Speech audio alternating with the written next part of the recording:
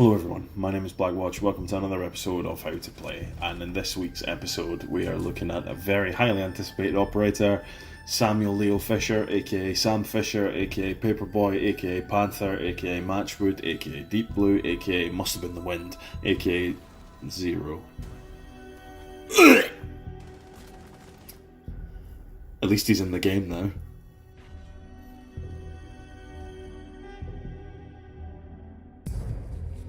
So, Sam Fisher, not Zero, but don't listen to the video unless it was Michael Ironside, it doesn't count.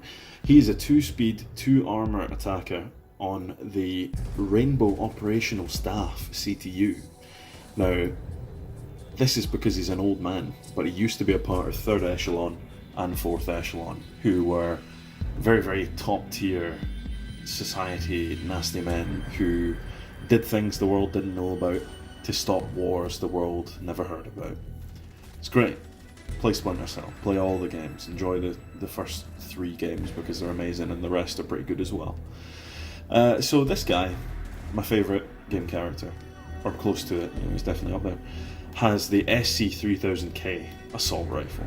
Ridiculous weapon. Very, very good. He has the MP7 SMG as an alternative primary weapon, but I recommend the 3000K because it's a beast. It's the F2000 for anyone who doesn't know. And he has the suppressed FN57 as his secondary weapon. This is Sam's signature pistol. To all you people saying, I think they should have used the Maxim integrated suppressor weapon or the one from Ghost Recon Breakpoint. That's all well and good, but he's always used a 5.7 with a suppressor, a big long dauber suppressor in all the games until they introduced the little integrated suppressor, but it was still a 5.7. It's always been a 5.7, it always will be a 5.7. And his secondary gadgets are frags, which you gotta take, or a claymore. I know it's strange seeing frags on a stealth operator, but believe me, it's fun. You should use the frags on him. They actually pair very well with his gadget, which is the Argus launcher. This is a sticky cam launcher. It fires 4 Argus bi-directional sticky cams. Now, bi-directional as in they can see through the wall that you've shot it at, as long as it's soft or reinforced. You can't shoot through bulletproof walls. And they can also see back towards the shooter. So you get a little bit of action on both sides, but this can only be controlled by Sam when he is alive. And they have an integrated single shot laser, so you only get 1 pop at this per camera, but it will destroy a gadget. It doesn't destroy gadgets like Maestro's Evil Eye because it's bulletproof, and because this is just a damage dealing gadget rather than take the shock drone where it can disable things. It doesn't do anything to the likes of that or to things like Malusi's Banshee. But something like a battery, a jammer, whatever that kind of stuff is, where it's vulnerable to gunfire, it will also be vulnerable to the Argus laser. So his strengths, great guns. The whole kit is really good. The MP7 on attack with a 1.5 actually feels really nice, but it's just unfortunate that it's paired up with 3000K because that's such a good gun. It's really, really strong. Barely any recoil, high rate of fire, solid damage. It's just a very comfortable gun to use. I'd say, it's got some of the highest DPS in the game. I'm pretty sure it's only rivaled by the AK-12 and the C7E, which are both immense guns, but I would say that this one has less recoil than both of those. It's a very comfortable gun to use, but slightly lower mag capacity and quite a long reload overall for an AR, but it's not terrible, and the full reload looks very nice. He has frags, always a strength. He's a 2-2, which is a net strength as well. His gadget is incredibly versatile. You can use it for intel gathering, flank watching, you can actively pressure people with it, you can take out gadgets with it. There's all sorts of stuff he can do, and that is another strength, is the fact that he is anti-gadget, which is a role that is very much dominated by Thatcher, even though he doesn't destroy gadgets anymore. But now the Thatcher is seeing widespread bans on a pretty much game by game basis. it's much more likely that you're going to see people trying out other operators, and Zero is definitely a solid choice for that. I just said Zero and I kind of threw up in my mouth a little bit. That was horrible. He counters difficult to counter spots with safe anti-gadget deployment. So he can use these from range, the cameras, and as a result he can take on spots without having to put himself in the danger zones. And it's just a nice thing to be able to achieve. The weaknesses, always with a launcher-based gadget, you're going to be looking at a slight weakness as a result, because when you have a launcher in your hands, you are very vulnerable to gunfire because you can't return fire. So that's always going to be a big one. Plus the reload on this one is kind of strange. So all he does for a reload is he presses a button and the chamber rotates to prime the next camera. The trouble is that there's a bit of a delay between you shooting the camera and him then reloading it. So it will just be sitting in neutral for a second. So in situations where you need to be able to instantly holster the gadget and bring out your camera so you can interact with it, you're then left with a gadget that is not chambered. So if later on in the round you haven't had the time to take it back out, let it reload and put it back away again, you could essentially whip it out with the need to use it quickly again and not have a camera ready to go. So it is quite slow for a launcher. We're definitely not dealing with Zofia times here. The deployment is pretty loud. It causes a screen shake for some reason, like a cluster charge has gone off, and makes a big noise. It sounds like his goggles being turned on in the games. And it can be pretty obvious when it's actually being stuck because there's a big yellow light emitting from the middle of it. But with that being said, when there's a lot of chaos going on and you hear it, you're not necessarily going to be able to pick up the exact direction it's come from. It's quite an ambiguous directional sound, and so there is the chance to throw it in when it's noisy and people might not notice it, especially if you don't access it straight away, so that they're looking around and they might look over something that is poking through a reinforced wall and not notice that the camera's there. The lower mag capacity I'm putting down as a weakness because, I mean, it is, but it's not very limiting. It's limiting in the way that Hibana is limited, but less so than that because he still has more ammunition than she does. It requires you to access a camera, which is, again, a downside, but that's just the nature of the gadget. If you want to use the laser, you have to be alive and you have to be on a cam. If you're on a cam and someone comes up to you, you know, there's only one way that particular confrontation is going to end, unfortunately, but, you know, needs must, and that's just the nature of this particular gadget. He massively benefits from teammates as well, so that's another thing it's not necessarily going to put you off, but if you don't have teammates who communicate with you, then you're not going to get as much value out of the Argus cam as someone who does have those teammates, because a lot of the time in the games that you're watching, in the clips that I'm showing, half of these spots are basically me going, watch this, and then I shoot the camera and they're ready to tell me what's on it, because I'm using them very, very actively a lot of the time. Tips to owning the Argus, to using it well.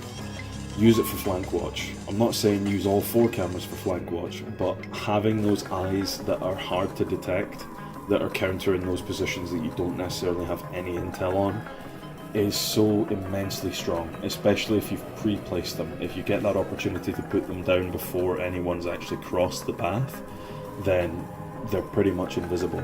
And there's nothing stronger than having intel on an enemy who doesn't know they're being watched, because they don't mediate their behaviour based on any knowledge of observation, because they're going through thinking that they're okay, and hopefully they're not. You can use them to pressure and distract people, so if you fancy it, go up to an operator that you're pushing and shoot the camera behind them. Say, I don't know, you're attacking pipes on a consulate through the garage. You could shoot one behind him at the double door whilst he's crouched in pipes and he thinks, Christ, they're watching me. So he immediately turns around to get the camera, and then you're in his face, letting him taste the gun barrel. You can also just shoot loads of them at a time at different surfaces, and all that noise and all that screen shake is just going to panic them, because they don't know who they're being watched by, where they're being watched from. They're going to be stuck focusing on cameras rather than people, or if they're not focusing on cameras, they're at least thinking in the back of their mind, maybe I should, and you want to just let that seed of discontent grow, and hopefully you'll benefit from it. You want to focus less on gadget grabbing than you would like to focus on intel. The gadget shooting aspect of the thing is nice, but it's definitely not his biggest strength. His biggest strength is the intel that he gathers through the cameras. And so sacrificing 3 Arguses to try and get 1 bandit battery is not a good trade at all. You should be focusing on intel before you focus on gadget destruction, unless it's absolutely necessary. If you do have a team, use it actively with your teammates. If someone's died, they should be your resident camera operator. It's such a strong gadget to use in coordination with teammates on comms. So please, if you don't have teammates, try and get some teammates. I have a Discord now, so if you want to join that Discord, a link will be in the description, and you're welcome to go on and try and find people on your various platforms to play with. If not mine, there's plenty of other platforms out there that will allow you to find teammates. I know Ubisoft are working on their own one, but get yourself teammates and get them watching your cameras. Don't use the same spot twice unless you're really chancing it. So if you keep on shooting a camera into the same place or general area to try and get a gadget, it's just going to keep getting shot, and then that's your main gadget destroyed and all usefulness has gone from it. So unless you really think you can get it, unless it's absolutely essential that you get it, don't do this. And if you are going to do this, try to vary it at least enough that they're not going to just shoot the same hole. You've got to try and space it out a little bit. And for the cheeky sneaky tips, cams at height are less obvious. So if I'm walking into a room and there's a camera in the ceiling, unless that ceiling's quite low, I'm probably not looking there. So you want to look for high walls that have sort of lips going in. So tops of doorways are quite good. If someone's walking into a room and the camera's on the top of a doorway, they're not going to see it because it's behind them, but it's close enough to a wall or a threshold point that it's getting enough intel at the times you need it. Stuck in corners where there's something to obscure it, all that kind of stuff. Just places where they're not likely to be looking, or it's likely to be in the far periphery of their vision, so they're not going to notice it.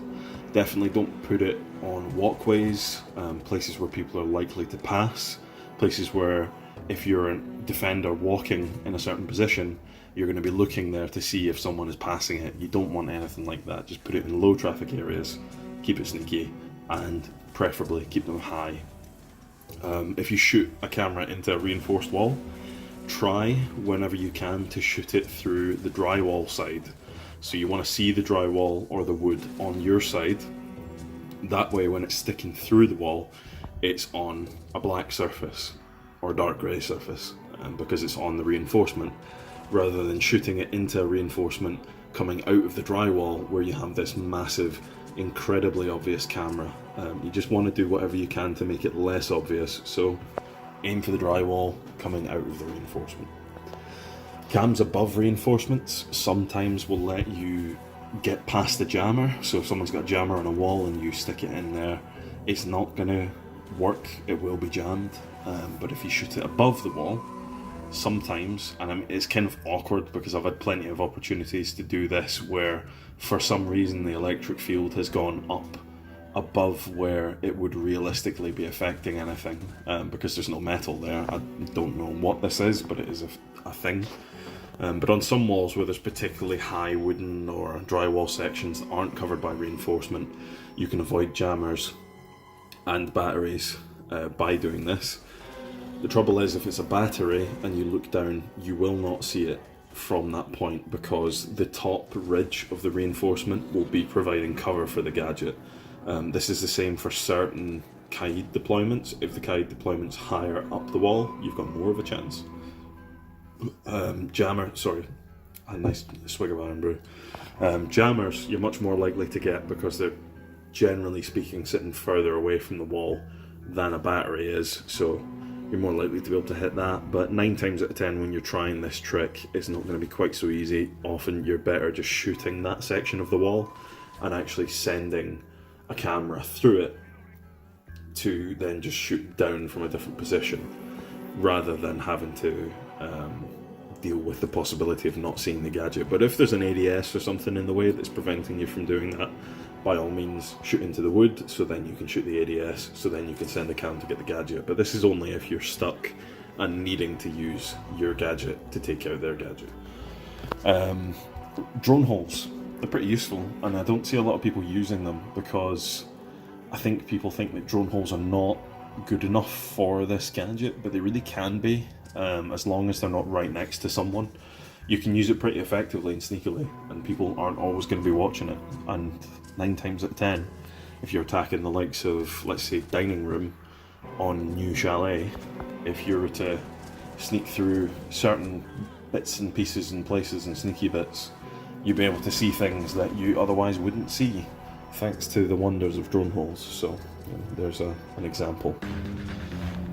Use the range of the gadget to your advantage. Don't use a launcher gadget like you're using something that you deploy by hand. This thing has a straight line, it does not arc, it will hit exactly where you shoot it, and also your crosshair will tell you if it's going to penetrate. But the issue is, sometimes it gives you false positives. Sometimes it'll tell you it's going to see on both sides, and then there's a slight movement and the crosshair doesn't have enough time to change, and then you end up shooting something and it's not going to see on both sides. So if you can, if you're safe, and make sure you are safe, that's another tip, let the crosshair settle for a second before you shoot it, if it's trying to go through a surface. This is less of a problem on walls, significantly less of a problem on walls, much more of a problem through floors, because if it encounters a beam, it's not going to look through. Don't know why this is a thing, but it doesn't penetrate through metal beams and floors. It does penetrate through wood beams and walls, so you've got to watch out for that, and just let the camera chill for a second before you actually pull the trigger, so you know for sure that it's going to work. But yeah, use the range to your advantage. You don't need to be right next to the place where you're going to stick your camera. You can be miles away. Make sure you're safe. As I said before, if you want to, you can counter Mira.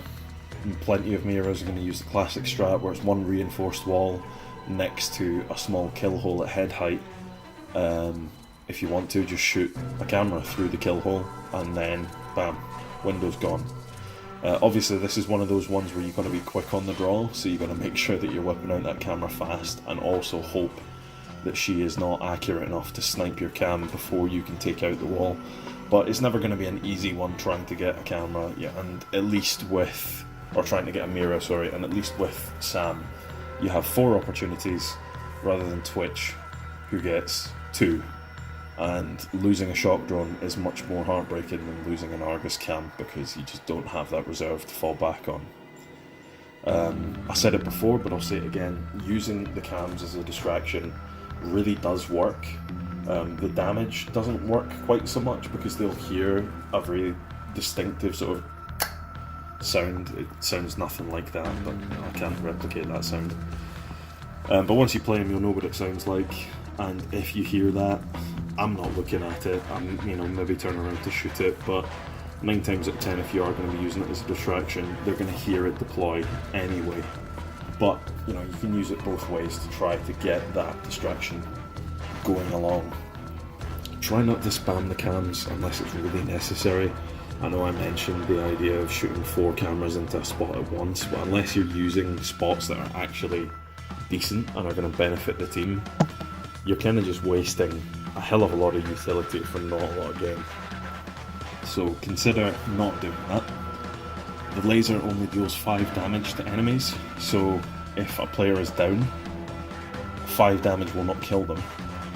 It will significantly weaken them, so any other damage they receive will do them in. If they're later on into the phase of being down, or if they've had a lot of bleed through damage when they've gone down, you might finish them off. But 9 times out of 10, if you hit a player who is down with this gadget, all you're going to be doing is giving yourself the kill credit eventually, rather than actually killing them on the spot, because players when they're down have 20 health, so there you go, fact. Unless it's bleed through.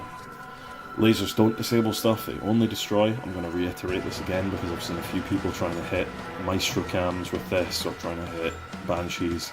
It's not going to work, guys. You've got to shoot stuff that's vulnerable to bullet damage. You can pair it with Thatcher if you want to do a proper neutralization strategy where Thatcher can disable something so that you can shoot your cam at the wall and then you can destroy whatever it is that you're trying to get rid of. But you've got to ask yourself if it's actually worth committing that much utility to a particular wall, because 9 times out of 10, if your thermite or whatever hard breacher is good enough, you'll get the job done. The only situation where this really applies as a strat that's almost a necessity is when you're dealing with Hibana, because Hibana's time to breach is just too long. So you need to be able to get rid of the gadget as well as disable it, because otherwise she will not get through a wall that has had stuff disabled on it. If you would like to get hatches sorted out, this is one of the things that I think Sam is actually very strong for, that people don't seem to realise. The thing to do is not to shoot it into the floor, but to actually shoot it through the floor. So you want to open up a hole yourself with the AR, or get someone else to open a hole, and then shoot through the floor onto the wall below the hatch, instead of trying to shoot through the floor and then clip the electroclaw. The reason being is because if you, like me, and the enemy Kaid throws their electroclaws on the rim of the hatch, the metal rim, rather than the hatch itself, there's not going to be any part of the gadget sticking out that you're going to be able to hit if you're just shooting through the floor. So that's the main issue. And just shooting through the floor rather than into the floor, so that you're actually in the room rather than just peeking through the room, that makes the difference. So you're definitely going to have the line of sight if that's the case, unless you're incredibly unlucky and you happen to be, sticking on a wall where actually they've stuck it and it's hidden from your sight. But this tends not to happen. As long as you're shooting low enough, it will be in a line of sight with the electroclaw. So there you go. Abuse yellow pings. As long as this broken system is in the game, you want to be using it a lot, especially with the likes of Sam and Valkyrie and anyone else who uses an intel gadget. You got to bang, bang, bang, bang, bang, intel all the time, yellow pings all the time. If I ever see any of you use the scan again when it's not to ID someone, I'm going to clip your toenails. Honest to God, man, I'm going to get out the biggest toenail clipper and I'm going to make those things so clean and tidy. It's going to make you cry. But yellow pings, because if someone is yellow pinged, they don't know that they've been pinged at all. And if someone is red pinged, they will then leave the red ping, and you just have a small little shape that does nothing to benefit anyone. So yellow pings and voice communication, those are the two things you need to use in this game. If you've been watching my videos for a while, if you've been into Siege for a while, get yourself a headset. And if you're new to Siege, get yourself a headset. You've got to talk to your teammates. If you don't like talking to randoms, I totally understand that.